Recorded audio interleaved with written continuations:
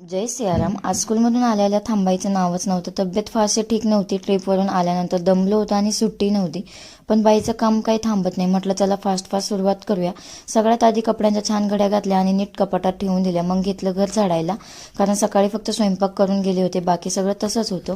घर जिना सगळं छान झाडून काढलं. त्यानंतर स्वराजला नाश्त्याला दिलं आणि मी देखील स्वतः चहा, चपाती, खारी असा साधा नाश्ता केला, कारण स्कूलमधून आल्यानंतर खूपच भूक लागते.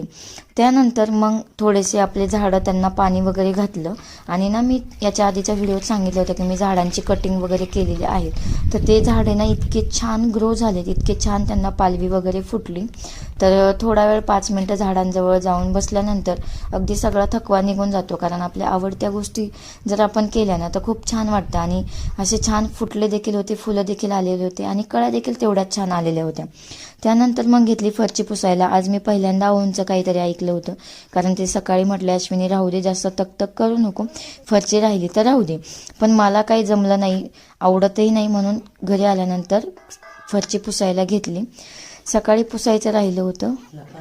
मग दिवाळीचे फराळाचे डबे काढले. चिवडा, शंकरपाळ्या अजून थोड्या उरल्याच होत्या, त्या वेगळ्या डब्यात काढून ठेवल्या. सगळे डबे नीट घासून वाळून ठेवायचे होते, कारण आता थेट पुढच्या दिवाळीलाच बाहेर काढायचे होते.